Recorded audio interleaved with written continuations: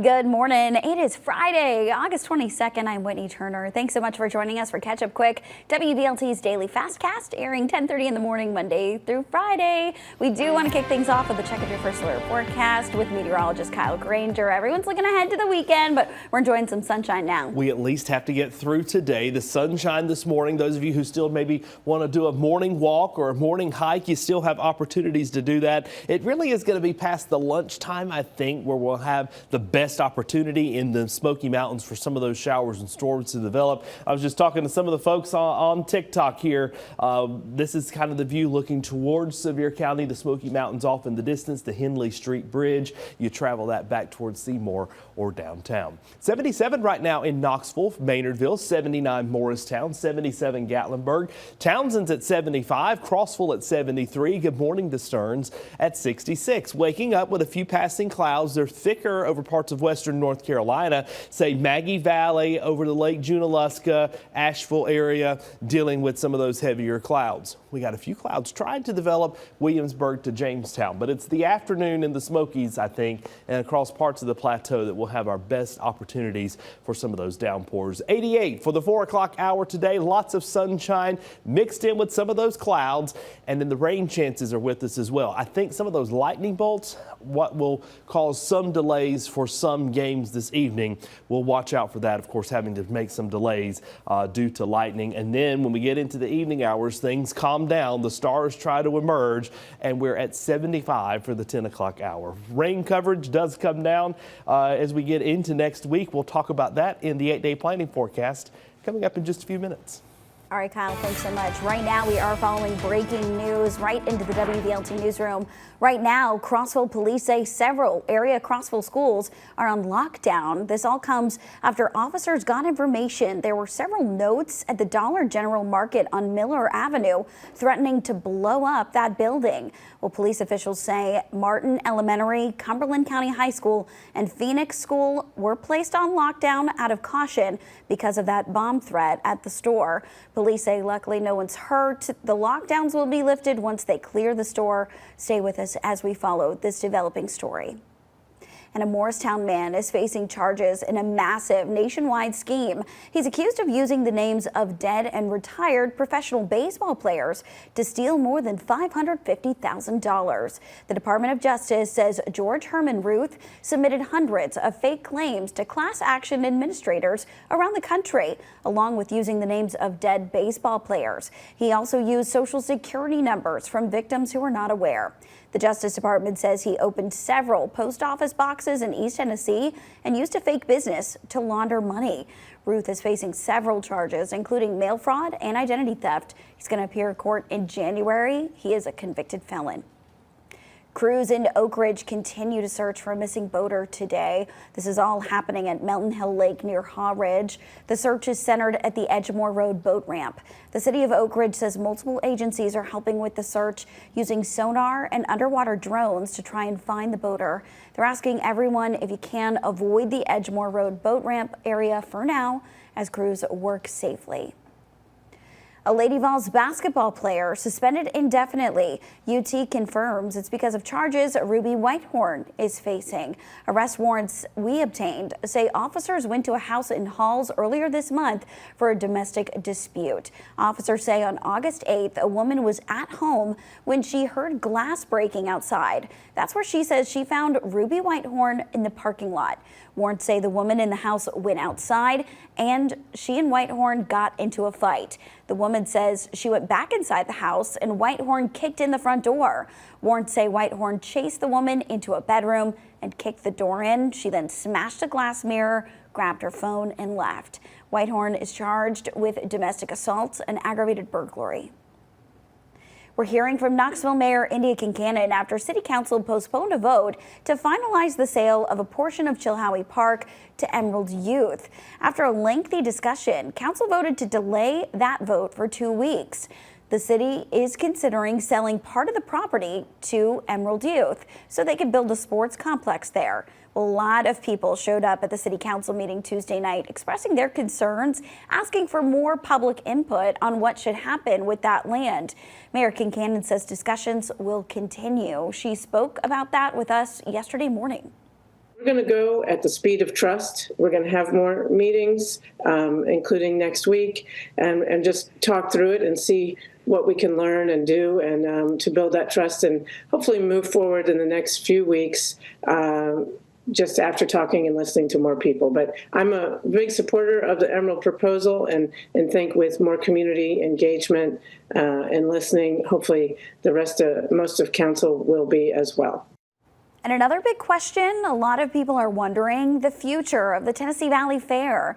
The mayor says she hopes the fair will consider staying in the park, but they will have to adjust their footprint moving forward. She says the city is willing to help with that. Carm now offering to help more people nearby through a new partnership with Summit Medical. Their care clinic is hoping to help a lot of people there. AMR, American Medical Response, says having this extended care clinic at Carm will actually take some off their plate and can free up space in emergency rooms. They respond to roughly 400 to 600 calls in that area every month. And not every call is for an emergency. Sometimes they just need to see a doctor. Carm says AMR can now refer patients to the clinic instead of taking them to an ER. The ability for AMR to even get here and see someone and then be able to refer them instead of transporting them to the hospital, but refer them to the clinic. That's a big deal, right? And so being able to offer that on site for chronic and crisis response is a big deal for a lot of our guests. Well, Carm says ambulances are most often called to the area in the evening, so they're going to keep the clinic open until 7:30 every night during the week. Your First Alert forecast with meteorologist Kyle Granger.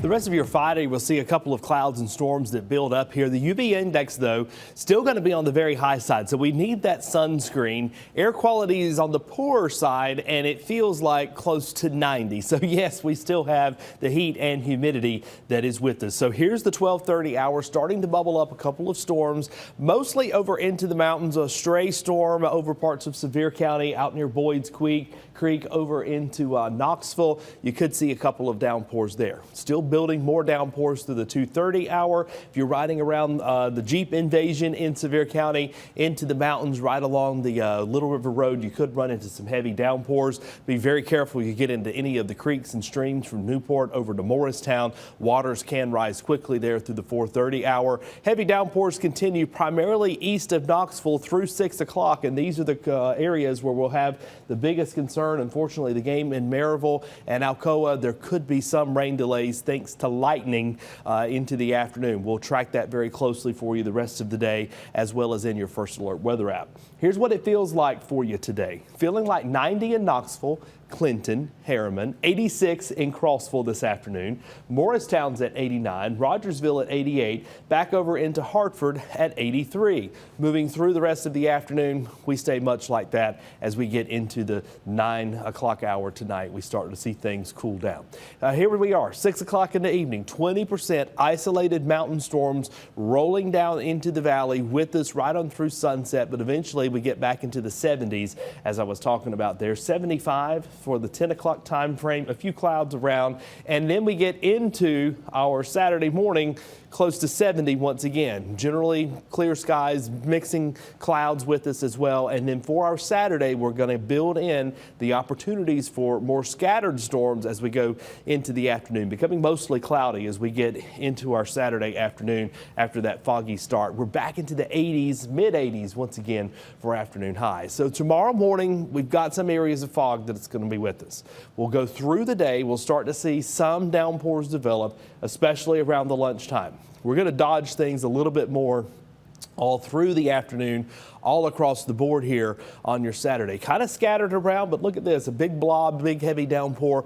Maryville over to Alcoa, parts of West Knox County, Farragut, Bearden. Those of you boating on Saturday at 2 o'clock will have some heavy downpours, things you might need to seek shelter from. That continues right on through 4, getting more fanned out as we get through 6:30 at night and into the evening hours as well, with some heavy downpours leading into our Sunday. So how much rainfall are we talking about here? Some of us see more than others, but we all have a chance to see something here as we go through Sunday. So here's 12 o'clock, so all day Saturday, we had the chance to get close to a tenth to a quarter of an inch across the board. Building that in, by Sunday, some of you have closer to that half an inch and 3/4 like here in Townsend. So opportunities all weekend long for some rain activity. We are still tracking the tropics. More opportunities in your First Alert weather app to learn more about the storms that will impact us over the next 7 days. Looking at Aaron, this is what's left. Doesn't even really look like a hurricane anymore, but still a big storm with some wind and some rain, becoming extra tropical as it pulls away from the United States. 87 for Saturday, 84 on Sunday. There's your trend. We're clearing through the day on Sunday and then cooling down with sunshine for next week. Look at that, close to 80 for afternoon highs and overnight lows very close to 60. I do want to say hello and a big congratulations to all of my friends in Sevier County, the Hospitality and Tourism Alliance awarding the Stars of the Industry on Thursday afternoon. I had a great opportunity to MC that event, handing out more than 50 awards across Sevier County. These are the people who work the front desk. They work the servers in the restaurants. They manage the hotels, restaurants, attractions, and all of them putting their time, effort, and energy to make sure that 21 million people now have a great vacation in Sevier County. We thank them for all they do and, of course, honoring them for their hard work over the past year. All right, Kyle, thank you so much. Who is excited? The high school football season officially kicked off last night, and tonight we've got one of the biggest games of the year for you, Alcoa and Maryville. The rivalry goes back nearly a century, back to 1928. It started when Alcoa split from Maryville to make their own town. The two teams combining for dozens of state championships and more than 1,600 wins combined. This rivalry week pits friends and family against each other. We're going to have it all for you tonight on the CW, streaming live right here as well. Our friends for 364 days out of the year, but this one day, you know, it's a battle. It means pretty much everything athletically. It is the best, most wicked kind of rivalry you can possibly imagine. Sure, the faces change and the players change, but at the end of the day, it's Alcoa and Maryville. It's two communities that are battling. They're 6 miles apart. So tonight, it is the Battle of Pistol Creek between Maryville and Alcoa. We're going to have that game for you tonight on the CW and inside your WVLT News app. Russell Biven and his Football Night Live crew will have the call for you.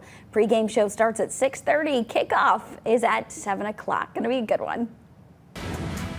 And WVLT is proud to be your official station of the Vols. SEC football teams will now have 9-game conference schedules starting next year. Right now, every school will play 3 annual opponents. The conference says the focus is on maintaining many rivalries. Well, each team will face every other SEC program at least once every 2 years, and every opponent home and away in every 4 years.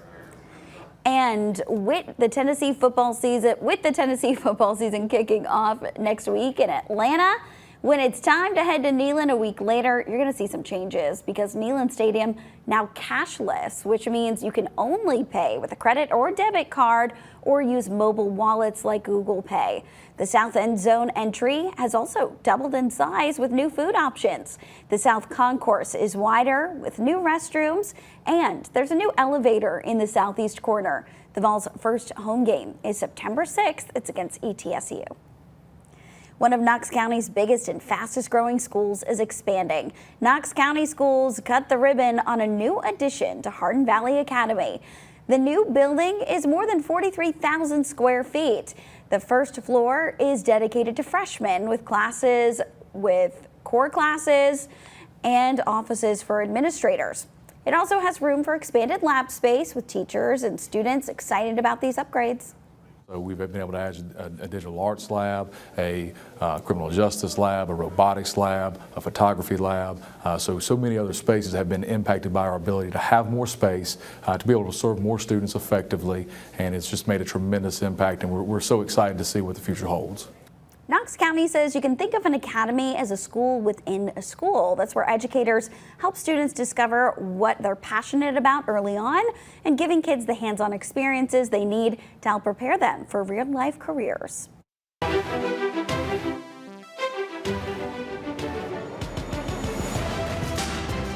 We the People, celebrating 250 years of America. Sponsored by Garza Law Firm. And our year-long celebration of America's 250th anniversary includes interesting facts about Tennessee and the country. Today, we're talking about the king himself, Elvis Presley. On this date in 1956, Elvis Presley began filming his first movie. It was originally called The Reno Brothers. Filming took less than a month, during which time Elvis recorded the song Love Me Tender for the soundtrack. Well, that was released before the movie came out, and it became so popular, they changed the title of the movie to what it's known today, Love Me Tender. The king would go on to star in a total of 31 feature films. Thanks so much for joining us on this Friday. Remember, you can always stay up to date on your latest headlines on WVLT.tv, inside your WVLT News app, and on WVLT's social media pages. We're going to be right back here at noon. Stick around with us.